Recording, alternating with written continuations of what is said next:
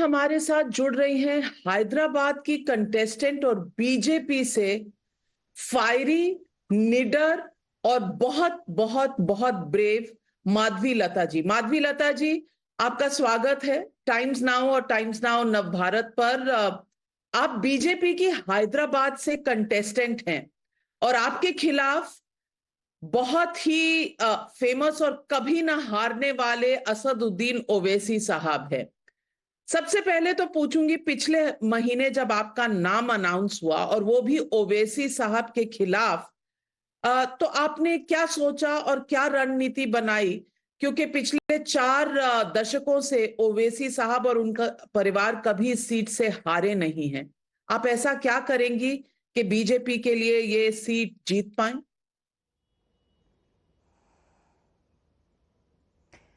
नाविका जी, पहली बात तो ये है कि इतने सालों से जो सच को बाहर निकालने के मौके मैं ढूंढ रही थी, ऐसा लगा कि मुझे भगवान ने बीजेपी पार्टी के तरफ से मोदी भाई के रूप में ये मौका दे दिया है ताकि उन सारे सच मैं बाहर निकालूं, इस देश के सामने रख सकूं। और दूसरी बात, वो जीतते आए हैं। मुख्तार अंसारी जी तो भी जीतते आए ना, तो बताइए क्या फर्क रहेगा दोनों में? ये लोग ऐसे ही करते हैं, दंगा फसाद करते हैं, लोगों को डराते हैं, बोगस वोट्स निकाल लेते हैं और इसी प्रकार से वो लोग जीतते हैं। हमारे पास तकरीबन 2000 पोलिंग बूथ है, वहाँ में ऑलमोस्ट 1100 तक माइनॉरिटी बूथ्स है। कल मैं चंद्रायन गुट्टा, जो एक असेंबली कॉन्स्टिट्यूएंसी है, वहाँ पे पदयात्रा कर रही थी, तो वहाँ हमने एक बूथ को पकड़ लिया है जिस बूथ में लोग रहते हैं, घर के अंदर पोलिंग बूथ। सुनिए तो सही, आप कभी कहाँ देखा ऐसा होते हुए? घर के अंदर पोलिंग बूथ, जिस घर में लोग निवास रहते हैं, और घर का बाजू का घर MIM का कॉर्पोरेटर का घर है। अब बताइए आप किस प्रकार से सच्ची और जस्टिस, धर्मबद्ध पोलिंग हो सकता है? ऐसा पोलिंग से तो कोई भी जीत सकता है जी। अब ये सब हम बाहर निकाल रहे हैं ना, तो अब की बात देखते हैं कौन सी बड़ी जीत हासिल करेंगे वो भी। तो माधवी लता जी, लोग तो कहते हैं, विपक्ष सारा कहता है कि इलेक्शन कमीशन बीजेपी से अफिलिएटेड है, लेकिन इलेक्शन कमीशन के होते हुए अगर एक बूथ AIMIM के कॉरपोरेटर के घर से चल रहा है, तो इसके लिए दोष किसका है? दोष फिर भी यहाँ का स्टेट गवर्नमेंट का है, क्योंकि स्टेट में जब किसी भी स्टेट में इलेक्शन कमीशन तैनात होता है, they will not have complete infrastructure with people. अब बताइए तो स्टेट के ऊपर इतना फंड्स क्यों न्योछावर करना चाहिए? पूरा स्टेट उनको इलेक्शन टाइम के टाइम पर अपने स्टाफ को देना पड़ता है, which is open fact. Election commission भी स्टेट का स्टाफ पे ही डिपेंड होना पड़ता है ना Navika ji. So every time there is a complaint launched, जब भी एक कंप्लेंट जाता है स्टेट में है सो इलेक्शन कमीशन को, वो फिर उसे GHMC की तरफ ही तो डाइवर्ट करते हैं। अब मैं ये बताती हूँ आपको, जब हम जाते हैं ये कहने के लिए साहब यहाँ पे ये प्रॉब्लम है, वहाँ पे वो प्रॉब्लम है, वो हमसे ये उम्मीद करते हैं कि 1000 या 1100 का माइनॉरिटी बूथ में जहाँ पे गफला हो रहा है, हम उसका रिपोर्ट बनाकर उनको दे। तो उनका स्टाफ क्या कर रहे हैं बताइए आप? हम इलेक्शन का काम करें, अपना योजनाओं का काम करें, या हम उनका काम करें जिसका काम है पोलिंग बूथों का इंफॉर्मेशन ढूंढना, जिनका काम है कौन से बोगस वोट्स वहां पे चल रहे, उनका काम है ना जी कि एपिक नंबर पर दो लोगों का जब नाम बाहर आ रहे, उनको सेंटर बनाना है, उनको कंप्यूटर्स के सामने लोगों को बिठाना है, GHMC को ये काम करना है। बार बार वो लोग हमसे क्यों पूछते हैं आप इंफॉर्मेशन दो, आप इंफॉर्मेशन दो? तो हमारा यही काम है कि लोगों को इकट्ठा करें, पार्टी से हम उनका पोषण करें, हम भी जाएं कौन सा पोलिंग बूथ कौन सा है, कौन सा पोलिंग बूथ कौन सा है। हम क्या काम करें बताइए आप? हम इलेक्शन का कैंपेनिंग का काम करें या इनका काम करें? इनका जिम्मेदारी नहीं है? जब रिपीटेडली हम इतनी कंप्लेंट्स लॉन्च कर रहे हैं, माधवी लता जी, पूछना चाहूंगी आपसे, आप पॉलिटिक्स में आई हैं, आप महिला हैं, आप आरएसएस में रह चुकी हैं। उधर राहुल गांधी जी हैं, वो कहते हैं आरएसएस कभी महिलाओं को जगह ही नहीं देती। आ, कम से कम डिसीजन मेकिंग लेवल्स पर आरएसएस में कोई जगह नहीं है महिलाओं का। आप राहुल गांधी से क्या कहेंगे? मैं राहुल गांधी जी से कहूंगी, बड़े भाई राहुल गांधी जी, पहले आप कुछ कहने से पहले आपको स्वयं बरी में दिखना उतरना पड़ेगा, यानी कि you get on to the field and understand. RSS स्त्री को देवी मानती है, आरएसएस स्त्री को पूजती है, आरएसएस हर वक्त चाहती है कि स्त्री के कदम में ही पूरा देश और परिवार चले। ये सब समझने के लिए ना पहले भारतीय बनना पड़ता है, इस देशवासी बनना पड़ता है। बेचारे वो भी क्या कर सकेंगे नाविका जी, मम्मा तो फॉरेन है ना, तो सोनिया गांधी जी कितना समझा सकते हैं देश के बारे में, पहले उनको भी जानना पड़ेगा। बच्चे तो माँ से ही सीखते हैं ना, मातृ देवो भवा पितृ देवो भवा। तो मातृ देवो भवा में क्यों मातृ को देवो भवा कहते हैं? क्योंकि पहलू गुरु वही बनती है। सोनिया जी तो बेचारे इटालियन माँ बन सकती है, भारतीय माँ कहाँ बन सकती है बेचारी?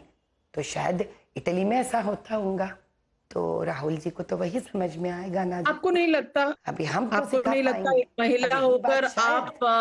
आप दूसरी महिला के अपब्रिंगिंग पर इस तरह की टिप्पणी कर रही हैं? कितने सालों से सोनिया जी इस देश में रह रही हैं, इस देश की बहू हैं, आप उनको इटालियन माँ कह रही हैं? थोड़ा अनफेयर नहीं है? जी नहीं, मैं टिप्पणी नहीं कर रही हूं। अगर मैं भी कोई दूसरे देश में जन्म लेती हूँ तो मैं तो वही सीख कर तो बड़ी होती हूँ ना नाविका जी, बताइए तो सही। अगर मैं राजस्थान माँ होती तो मैं आंध्रा माँ के जैसा कैसे उनको पल के बड़ा कर सकती, यहाँ का श्लोक कैसे सिखा सकती, ये बताइए मुझे। मैं कौन सी गलत बात कही हूँ? मैं वहां की भाषा में अपने बच्चे को बड़ा कर कर पैदा कर कर बड़ा कर सकती हूँ मैं। तो एक स्त्री और आरएसएस समझने के लिए वो सोनिया जी स्वयं कितना जान सकती है आरएसएस के बारे में, आप बताइए। ब्याह होकर ही तो हमारे यहाँ के बहू बनी है ना, वो भारत की बहू बनी है ना भाई। तो पहले आरएसएस के बारे में जानने के लिए यहाँ का बेटी भी बनना पड़ता है और यहाँ का बहू भी बनना पड़ता है। राहुल गांधी ने तो भारत जोड़ो यात्रा नंबर 1 नंबर 2 दोनों किया है, तो वो जमीन से जुड़े हुए हैं। आप क्यों कहती हैं कि वो फील्ड में नहीं उतरे कभी?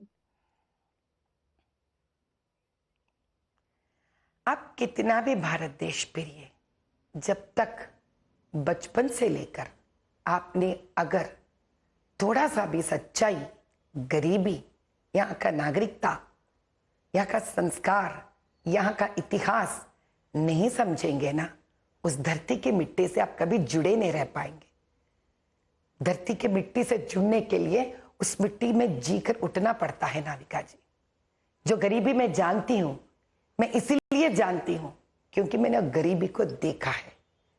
आज चाहे मेरे पास पैसे हो सकते हैं, लेकिन मैंने गरीबी को देखा है, मेरा पेट जला है गरीबी में।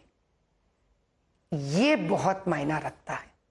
जब आप ऐसे कुछ काम करने निकले, अच्छा काम, और काम नहीं बनता है, आप जाके भगवान के सामने हाथ जोड़ते हो, प्रार्थना करते हो, तब उस धरती का संस्कार आपको पता चलता है। आपको उस वहां से जीना पड़ेगा, वहां पे रहना पड़ेगा।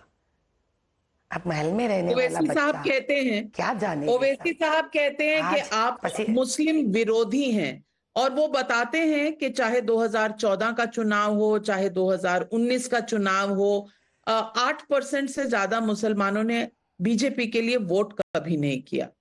तो एक तरफ ओवैसी जी हैं, एक तरफ बीजेपी की कैंडिडेट आप हैं। दोनों के ऊपर इल्जाम यही है, वो हिंदू विरोधी हैं, आप मुस्लिम विरोधी हैं। क्या जवाब देंगे जो लोग ये कहते हैं उन? नाविका जी, आपने कभी मेरे चैरिटेबल ट्रस्ट के वेबसाइट्स आपने देखे हैं? तो प्लीज कृपया करके मेरे लिए 2 मिनट का तकलीफ उठाकर मेरे वेबसाइट्स ढूंढिए। 20 सालों से शायद मैंने मुसलमानों के साथ ज्यादा वक्त गुजारा है, शायद मैं पसमानदा औरतों को ज्यादा किया है काम और उनके लिए बेनिफिट्स भी। मोदी भाई जब मुझे चुने थे, एकमात्र यही सोच से चुने थे मुझे कि मुझे और मेरे मन में हिंदू और मुसलमान में कोई फर्क नहीं है। ये तो ओपन इंफॉर्मेशन है, खुला इंफॉर्मेशन है। परसों भी मैं रमजान को अपने शिया भाइयों के साथ हजरत अली जी की जयंती पे मनाने में गई थी। मैं आज भी इफ्तार पार्टी में जा रही हूँ। क्या कभी असदुद्दीन जी आके हमारे शिवालय में आकर बैठे क्या भजन में? मैं जाती हूँ, मैं मुसलमानों के घर जाती हूँ, मैं उनके त्योहारों में मैं दायित्व लेती हूँ, वहां पे मैं उनके साथ रहती हूँ, उनकी खुशी में मैं साथ देती हूँ, उनके गम में मैं साथ देती हूँ। अब ये बताइए कहाँ से हम लोग मुसलमान के विरोध हो गए? कभी हमने किसी भी समय पे, मेरे पूरे पिछले सारे वीडियोस को आप जांच करिए, एक बार भी मैं मुसलमानों के प्रति एक गलत शब्द निकाला। हालांकि अगर आप मेरे वीडियोस ढूंढेंगे तो मैं यही कहती हूँ, इस्लाम एक प्यारा मजहब है। और ये आज नई बात करी हूँ मैं, 1-1.5 साल पहले ही बोल चुकी हूँ मैं ये बात। कभी कहा है उन्होंने राम पे गाली देते हैं, कौशल्या मैया के ऊपर असदुद्दीन जी और उनके भाई गाली देते हैं, अयोध्या पे गाली देते हैं, बतकम्मा हमारे यहाँ का फेस्टिवल है नाविका जी, कितना गंदा गाली देते हैं, बोलते हैं घूमते रहेंगे। कोई ऐसा डेमोक्रेटिक कंट्री में एक प्रशासन के अधिनेता ऐसा बात कर सकते हैं? बताइए। हमारा भाग्यलक्ष्मी मंदिर जो चार मीनार में है, जितना मानते हैं, कितने गंदे बातें करते हो हम माता रानी के बारे में। वो मेरे घर में आके बर्तन मांजेगी, और ये है बेस्ट पार्लियामेंटेरियन, ये है नाविका जी जो इस देश में दूसरे मजहब के बारे में एक अच्छे सोच विचार नहीं रख सकते हैं। अरे आपके मन में है तो है, बाहर तो नहीं कहना चाहिए ना। तो अब किसको तसल्ली दे रहे हैं? उन चंद मुसलमानों के लिए जिसको आप खराब करके रख चुके हैं, जिसको लगता है आप हीरो हैं, केवल हिंदुओं को गाली देने से, हिंदू भगवान को गाली देने से, हमारा देवी देवताओं का अपमान करने से, और आप हिंदुओं को भड़काना चाहते हैं, और ताकि ये हिंदू इनके स्पीचेस की वजह से मुसलमानों के ऊपर नफरत पैदा करे।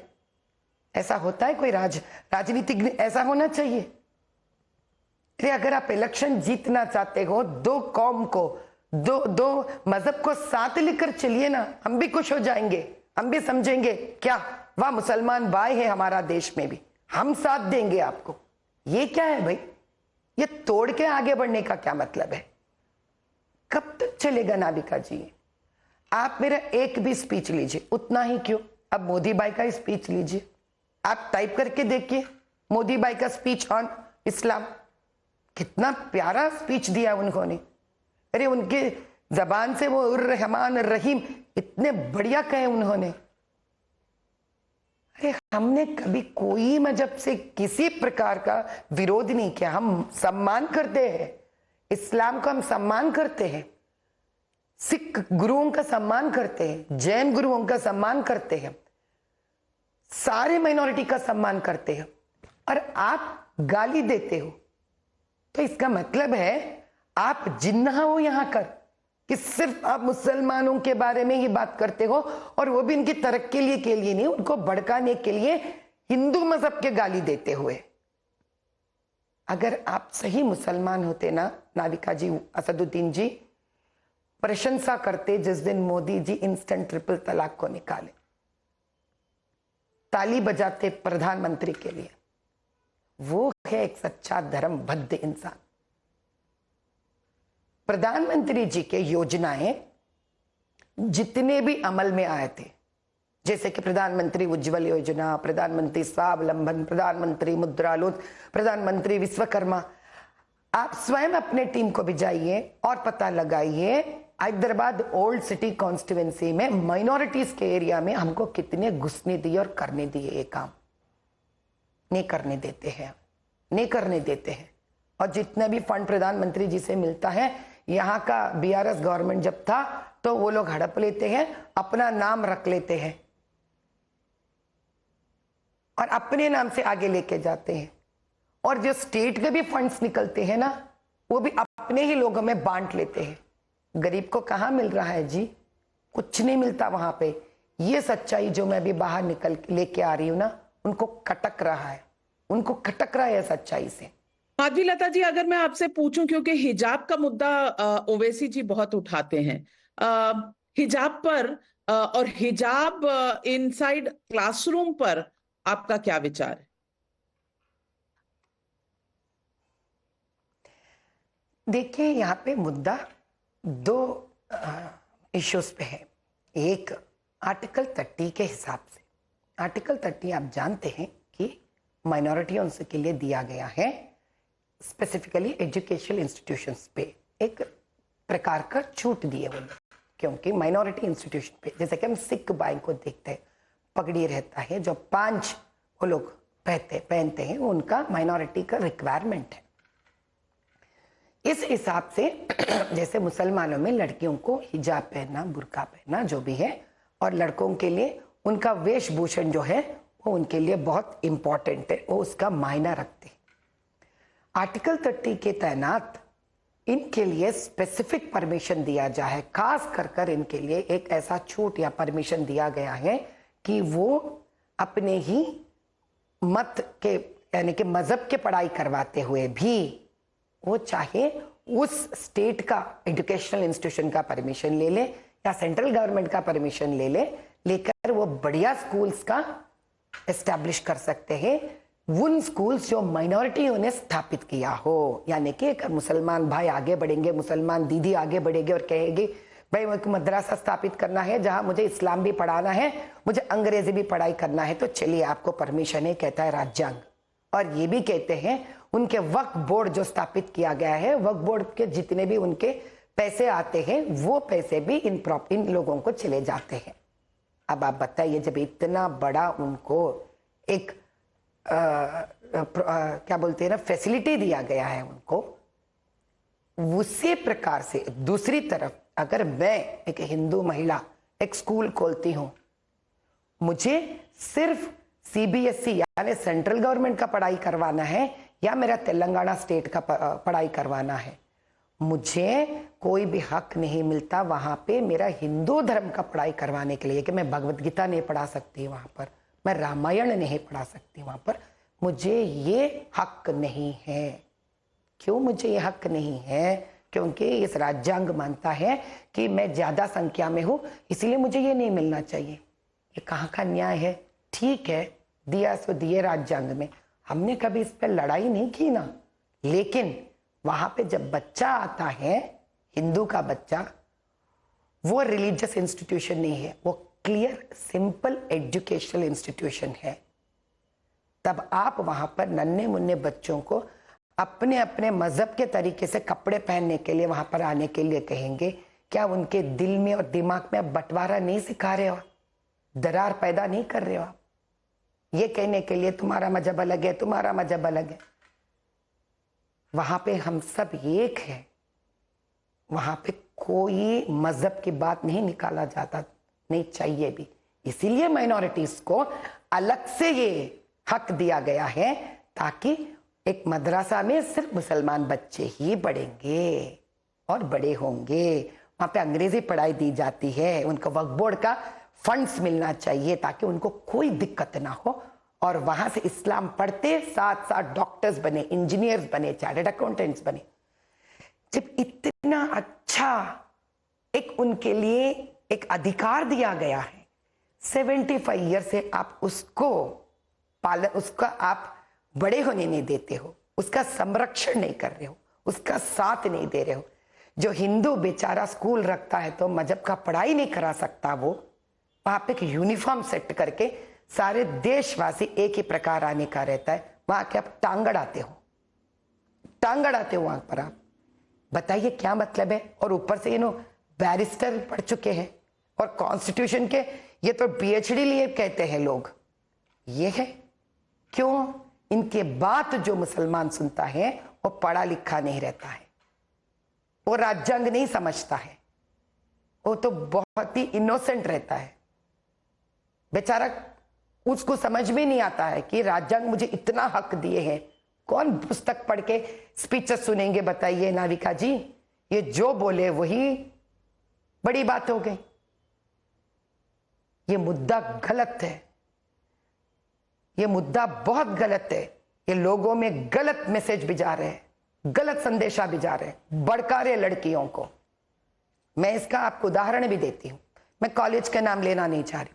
जब प्रधानमंत्री जी वुमेन्स डे का घोषणा करे थे तो मैं स्वयं एक लोकसभा पार्लियामेंट के असेंबली कॉन्स्टिट्यूंसी में मैंने पूरे मुसलमान बच्चियों को एकत्रित करे थे हिजाब से प्रधानमंत्री जी का मैसेज सुनने के लिए। तब वो बच्चे मुझसे यही सवाल करे थे जो आप करें मुझसे, जब प्रधानमंत्री इतने अच्छे हैं तो क्यों हमको हिजाब पहनने से मना करते, जो क्यों हम स्कूल्स में हिजाब नहीं पहन सकते? तब मैंने आर्टिकल 30 समझाई। पता है वो लोग क्या करे? कहे मुझसे, हमको तो इसके बारे में मालूम ही नहीं है।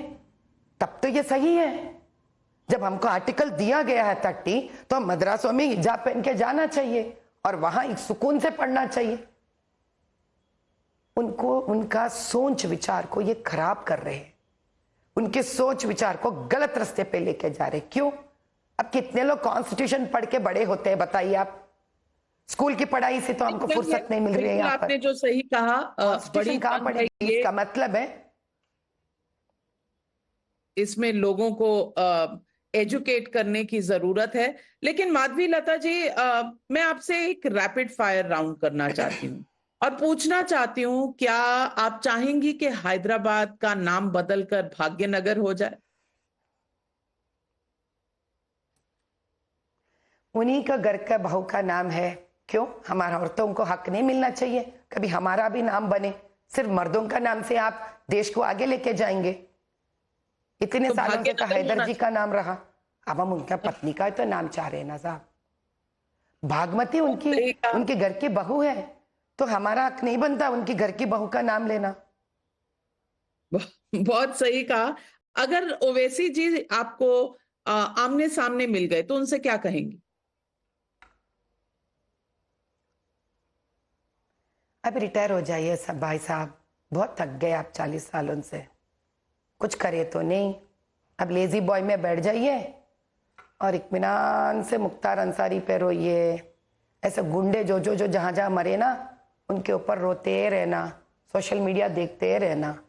अब क्यों साहब ये सारे काम करना? फायदा तो है नहीं, रिटायर हो जाइए। हम खुद एक लेजी बॉय भिजाएंगे उनको। आप लेजी बॉय चेयर भिजवाएंगी उनको? हाँ जी, अभी उनकी कलर का पसंद, फिर नहीं बोलेंगे हिंदुत्व का लेजी बॉय भिजाए बोलते हैं। आपके पास Y+ सिक्योरिटी है, आपको किससे डर है?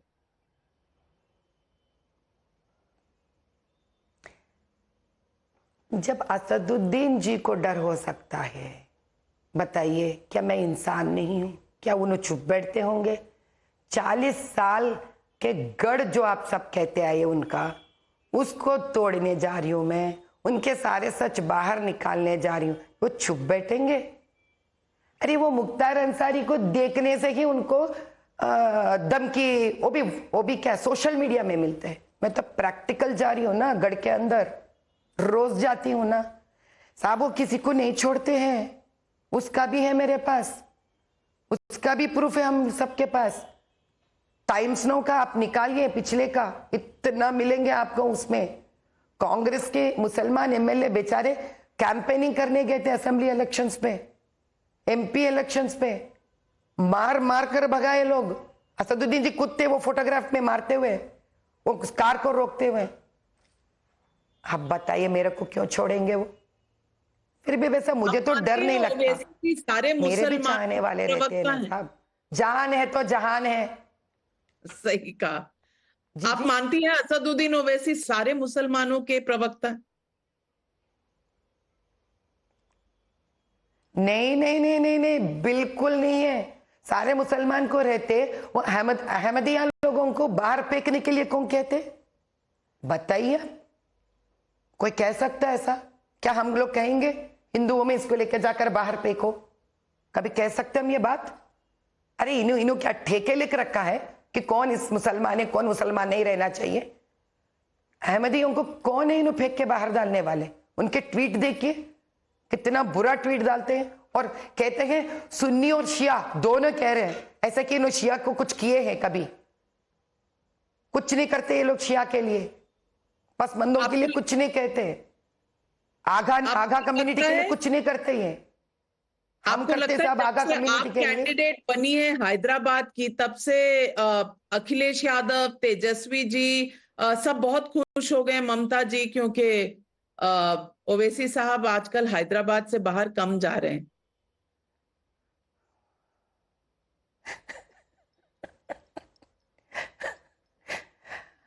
अभी बिरयानी खाने में जरा मशरूफ है, क्योंकि कहते हैं ना, अरे ये लोग इतने बोलते हैं, आके हमारा ही हलीम खाते हैं। तो हलीम किससे बनता है? किससे बनता है साहब हलीम? अगर ये झूठ मूठ कर कर हलीम किसी से भी बनाते हैं तो कोई क्या कर सकता है?